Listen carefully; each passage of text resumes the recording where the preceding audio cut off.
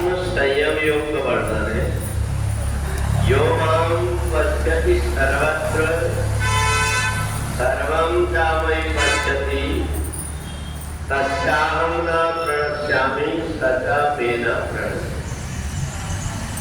6वें अध्याय में भगवान ने अर्जुन को उन व्यक्तियों के विषय में बताया जो हर समय अपने आप को परमात्मा से जोड़ करके रखना चाहते हैं।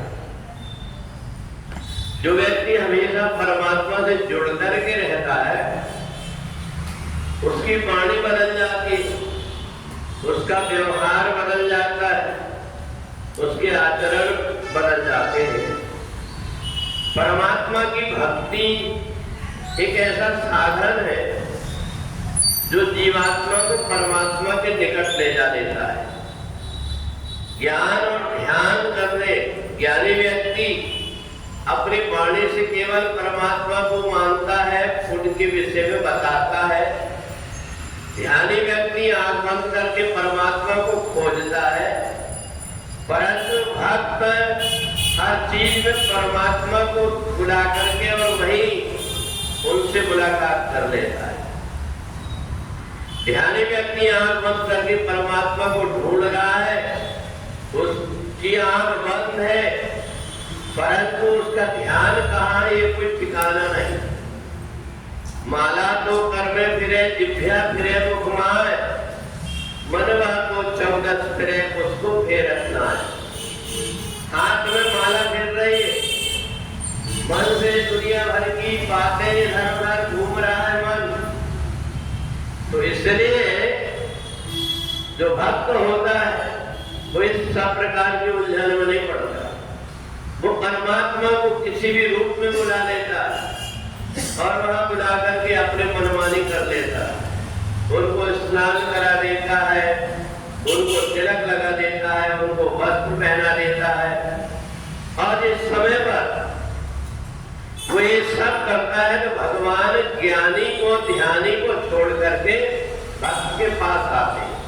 इसलिए आते हैं कि जो बेटा बड़ा हो जाता है माता पिता का ध्यान उनके तरफ कम होता है, परंतु जो बेटा छोटा होता है उनके तरफ ध्यान ज्यादा होता है।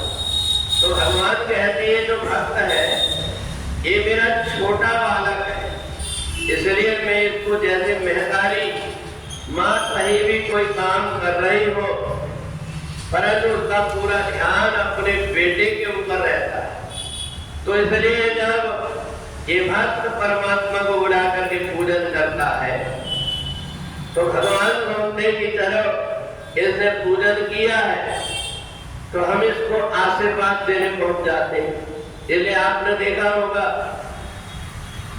कि जिस समय पूजन करके पूरा हो जाता है तो आरती के लिए जब व्यक्ति खड़ा होता है तो उसको ऐसा लगता है कि मेरे परमात्मा आशीर्वाद देते हुए खड़े हैं, इसलिए खड़ा होकर के और वो भी आरती करने लगता है।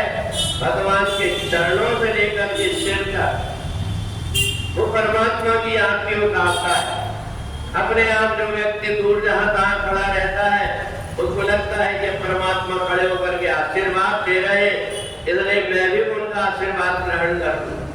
परंतु एक बात रहती है, हर किसी व्यक्ति के अंदर एक भाव नहीं आता। जब स्वाति नक्षत्र का जल केले के पत्ते में गिरता है तो उसमें कपूर बन जाता है, वही सीप में पड़ता है तो मोती बन जाता है, परंतु वही जल सांप के मुंह में जाता है तो जहर बन जाता है। इस प्रकार से जिसके हृदय में परमात्मा की भक्ति नहीं है, केवल जो बगला भगत बना हुआ है वो परमात्मा के ना तो सामने झुक पाता है और न परमात्मा का अनुभव कर पाता है। इसलिए जो सीधा सहज जितना बनता है, जितनी भक्ति करता है, जितना ज्ञान हो जाता है, उतना जो व्यक्ति सहज और सरल हो जाता है वो परमात्मा के उतने निकट पहुंच जाता है। तो इसलिए भगवान ने आत्म संयम योग बताया कि कई व्यक्ति अपने जीवन को ऐसा बना लेते, उसको देख करके दूसरों का भी मन अपने आप प्रसन्न हो जाता है। तो जब कभी चलते हैं, उनको दिखता है कहीं कांटा पड़ा है तो उठा करके एक तरफ कर देते, पत्थर पड़ा है एक तरफ कर देते। बहुत से व्यक्ति ऐसे हैं जो भगवान के मंदिर में आकर के अगरबत्ती लिए और अगरबत्ती का कागज लेकर के बाहर मंदिर में फेंक करके चले जाते। और एक व्यक्ति वो है जो पड़ा हुआ, कहीं कुछ फूल पड़ा हुआ है, अगरबत्ती के कागज पड़े हुए हैं, कांटा पड़े हुए हैं या कोई भी वस्तु पड़ी, उसको उठा के एक तरफ रखते हैं, उसका संस्कार ये बन जाता है। तो इसलिए भगवान ने कहा कि जिसके हृदय में मैं बैठ जाता हूँ उसका सब प्रकार का व्यवहार बदल जाता है। कई व्यक्ति चलते समय बिछाए बिछी हुई है, पैर मार करके मोड़ करके चले जाते हैं, और एक व्यक्ति जब वहां से जाता है देख लेता है मोड़ी हुई है, किसी के पैर में फंसेगी, अपने आप उसको सीधा कर देता है। ये जितने प्रकार के संस्कार है इनको आत्म संयम योग कहते हैं। छोटी छोटी बातों का जो ध्यान रख लेता है वही आगे बढ़ करके बड़ा हो पाता है। कोई व्यक्ति बड़ा बन करके दिखाने मात्र से बड़ा नहीं हो पाता।